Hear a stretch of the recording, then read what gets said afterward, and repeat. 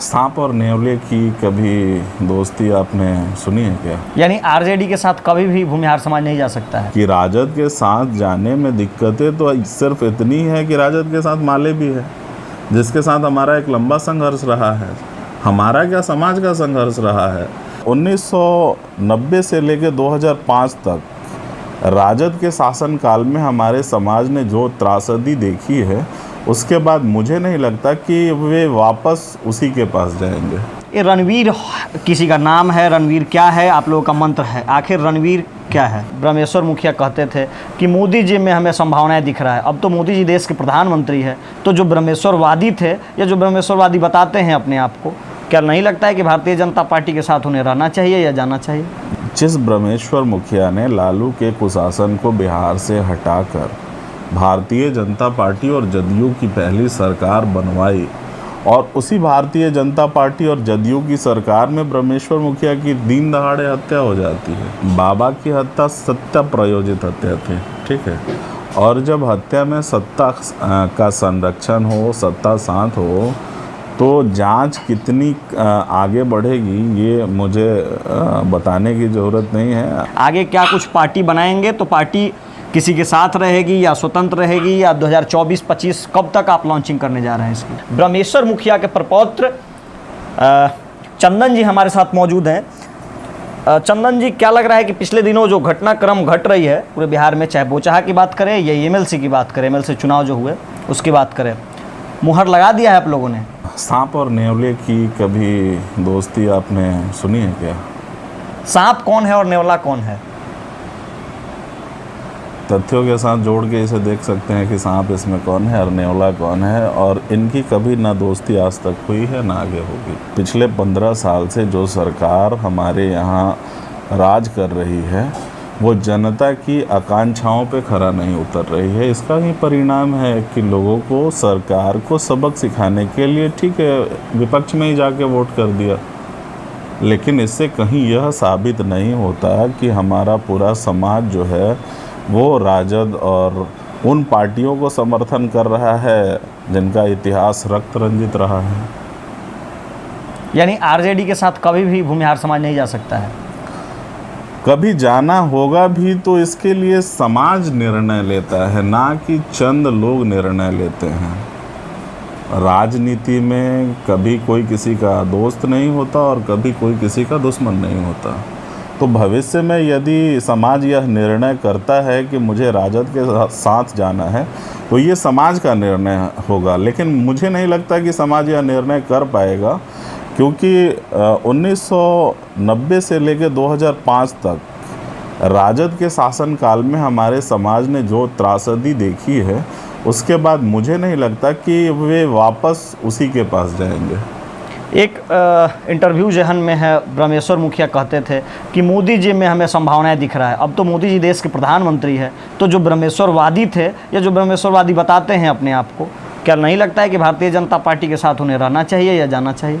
देखिए, राष्ट्रहित में हमें उन पार्टियों का ही निर्धारण करना होता है जिनके हाथों में राष्ट्रहित सुरक्षित होता है। लेकिन आप हमारे इस प्रदेश की जब बात करेंगे, तो इस प्रदेश में बीजेपी की स्थापना नींव रखने से लेके इसको आज उस मुकाम तक ले जाने वाले वो लोग भी कहीं ना कहीं हमारे समाज के ही रहे हैं। लेकिन वर्तमान में जो बिहार भाजपा में चेहरे हैं, मुझे नहीं पता कि वो कौन सा प्रयोग कर रहे हैं, लेकिन उस प्रयोगों के बावजूद भी मुझे नहीं लगता कि वो वोटों का ध्रुवीकरण भाजपा के पक्ष में कर पा रहे हैं। आज भी परंपरागत रूप से भाजपा के वोटर वही लोग हैं जिन्होंने इस पार्टी को सींचकर बड़ा किया। तो परंपरागत तो वोटर हैं, लेकिन क्या लग रहा है कि भारतीय जनता पार्टी वो परंपरागत वोटरों के साथ न्याय कर रही है? बिल्कुल नहीं। मैं कहता हूँ कि 2012 में जिस ब्रह्मेश्वर मुखिया ने लालू के कुशासन को बिहार से हटाकर भारतीय जनता पार्टी और जदयू की पहली सरकार बनवाई, और उसी भारतीय जनता पार्टी और जदयू की सरकार में ब्रह्मेश्वर मुखिया की दिन दहाड़े हत्या हो जाती है, तो आप उन मूल्यों को कहाँ तक संरक्षित रख पा रहे हैं जिसके लिए हमने कुर्बानियाँ और शहादत दी? तो फिर आप लोगों के लिए भी तो विकल्प खुले होने चाहिए। आप लोग भी एक तरह से सकारात्मक दृष्टि से चाहें तो किसी दूसरे पार्टी की तरफ मूव कर सकते हैं, और आरजेडी हाथ बढ़ा ही रहा है, तो इसमें दिक्कत क्या है?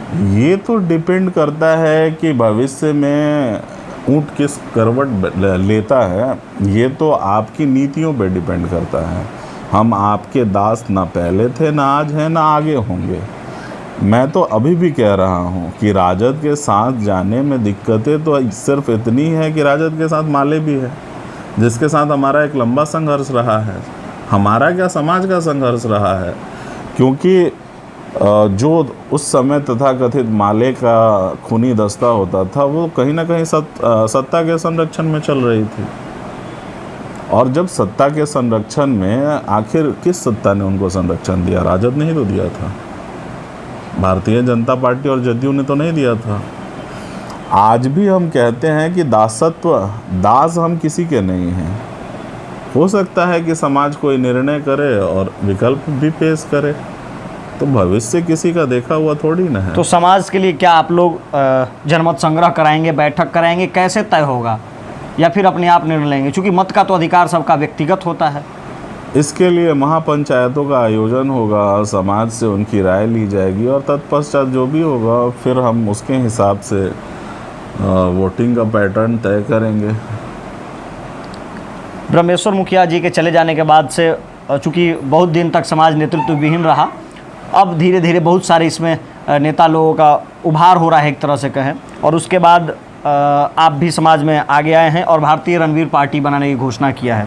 आगे क्या कुछ पार्टी बनाएंगे तो पार्टी किसी के साथ रहेगी या स्वतंत्र रहेगी, या 2024-25 कब तक आप लॉन्चिंग करने जा रहे हैं इसकी? देखिए, राजनीति किसी की बपौती नहीं है और हमारी ढेर सारी शुभकामनाएं उन लोगों के साथ हैं जो राजनीति कर रहे हैं, लेकिन यह स्व केंद्रित न होकर समाज केंद्रित हो तो ज़्यादा बेहतर होगा।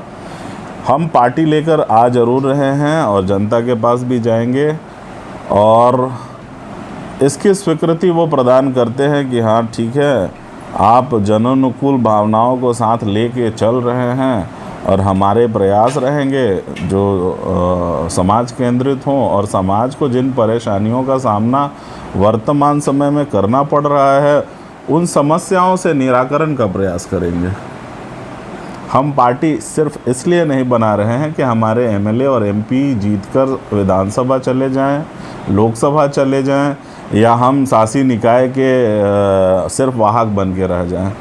हम अगर यह पार्टी बना भी रहे हैं तो परिवर्तन के लिए बना रहे हैं, और इसमें सबको साथ लेके चलेंगे।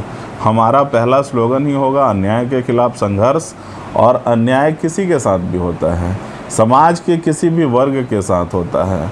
अगर वो हमारे पास आता है तो हम उसकी समस्याओं का निराकरण करेंगे, चाहे इसके लिए मुझे किसी से भी संघर्ष करना पड़े। चूँकि आपकी पार्टी का भी नाम है भारतीय रणवीर पार्टी, और आप लोग नारा भी लगाते हैं जय रणवीर जय ब्रह्मेश्वर, और रणवीर सेना भी था। ये रणवीर किसी का नाम है, रणवीर क्या है, आप लोगों का मंत्र है, आखिर रणवीर क्या है? देखिए, रणवीर का शाब्दिक अर्थ समझिए, रण को जीतने वाला। तो रणवीर हर उस युद्ध को जीतने वाला एक योद्धा है, चाहे वह सामाजिक परिवर्तन के रूप में हो, आर्थिक परिवर्तन के रूप में हो, बौद्धिक परिवर्तन के रूप में हो, सांस्कृतिक परिवर्तन के रूप में हो। हम वो रणवीर बनेंगे जो लोगों के विषमताओं, समस्याओं को दूर करते हुए एक स्वच्छ और समृद्ध समाज के निर्माण में आगे बढ़ेंगे। मुखिया जी की हत्या के इतने साल हो गए, 1 दशक बीत गए लगभग, लेकिन अभी तक कोई ठोस जांच नहीं पहुंच पाया, सीबीआई भी नतीजे तक नहीं पहुंची है। क्या लग रहा है कि आप लोगों के परिवार ने कुछ कदम उठाया है, बातचीत की है कहीं, या फिर सरकार ने कोशिश की है फिर कुछ इसमें? देखिए, बाबा की हत्या सत्ता प्रयोजित हत्या थी, ठीक है, और जब हत्या में सत्ता का संरक्षण हो, सत्ता साथ हो, तो जांच कितनी आगे बढ़ेगी ये मुझे बताने की ज़रूरत नहीं है, आप भी भली भांति परिचित हैं इससे। हम लोगों ने कुछ कार्य किए हैं, जैसे हमने हाईकोर्ट में जा रहे हैं इस चीज़ को लेके कि भाई आखिर हत्या के इतने दिनों तक सीबीआई चंद कदम ही क्यों चल पाई, इसके पीछे कारण क्या है। तो हम हाईकोर्ट जाएंगे, सुप्रीम कोर्ट जाएंगे, और ज़रूरत पड़ी तो न्याय के लिए खुद भी।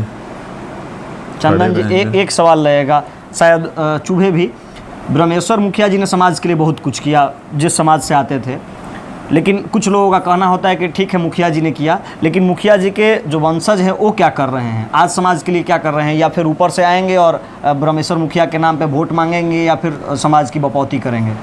ब्रह्मेश्वर मुखिया का वंशज कभी राजनीतिक परिवार से नहीं रहा, ठीक है। तो जो ये सवाल उठाते भी हैं कि वो आएंगे और बैठ जाएंगे, ब्रह्मेश्वर मुखिया ने भी निरंतर संघर्ष किया है और आज भी हम संघर्ष कर रहे हैं। जहाँ भी ज़रूरत होती है, लोगों को महसूस होती है, हम जाते हैं और आते हैं, उनकी समस्याओं का समाधान भी करते हैं। लेकिन ये कहना कि वो आके बैठ जाएंगे, कह रहे हैं हम राजनीतिक परिवार से थोड़े हैं कि भाई हम पहले भी सांसद रह चुके हैं, उसके बाद भी सांसद हैं और हमारा बाल बच्चा भी सांसद होगा। हमारे परिवार का पारिवारिक इतिहास उठाकर देख लेंगे तो मुखिया के आगे हमारे परिवार में ना तो कोई सांसद रहा है, ना कोई विधायक रहा है। बावजूद ये लोग कहते हैं तो हास्यास्पद है। और जहाँ तक मैं अभी तक समझ पाया हूँ, बिना संघर्ष के आपको पहचान मिली, लेकिन बावजूद भी उस जगह तक पहुँचने के लिए आपको संघर्ष ही करना होता है। इसमें मेरा तो कोई कसूर नहीं है कि मैं मुखिया जी के घर में पैदा हो गया। मेरी गलती तो नहीं है ना कि मैं मुखिया जी के घर में पैदा हुआ।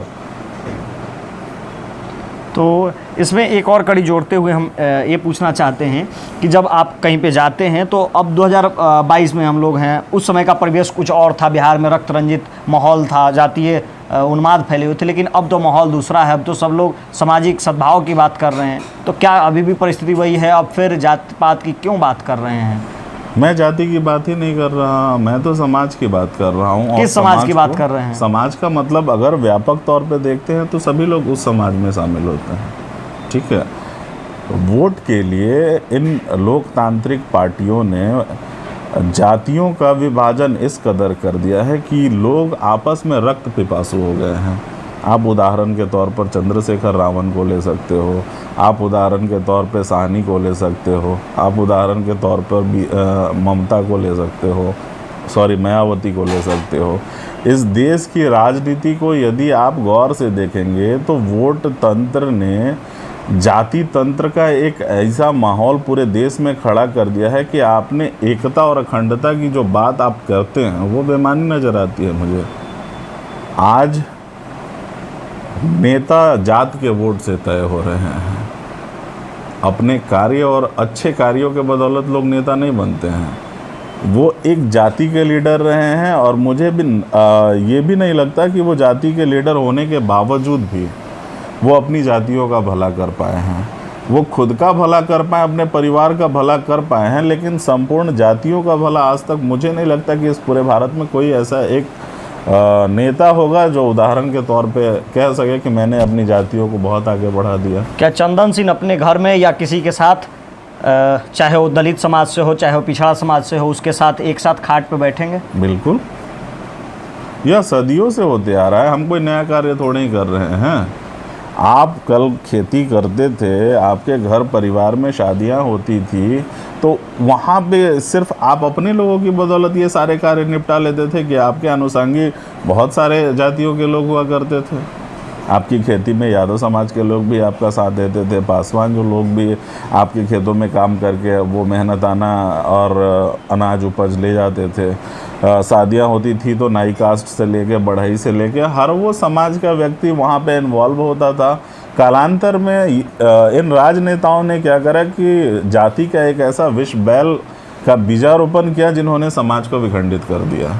हमें इस समाज को लेके चलना है जो पहले से हमारी परंपरा चली आ रही है, और इसको आगे और सुदृढ़ और मजबूत करना है। चलिए, बातचीत करने के लिए बहुत बहुत शुक्रिया चंदन जी। आपका बहुत बहुत आभार। तो आप देख रहे थे पूछता है बिहार। तमाम ऐसे सवाल जो जेहन में कौन रहे थे, और चंदन सिंह जी बेबाकी से राय रख रहे थे। तब तक आप बने रहिए हमारे यूट्यूब के साथ, और फेसबुक पे देख रहे हैं तो पेज को फॉलो कर लें।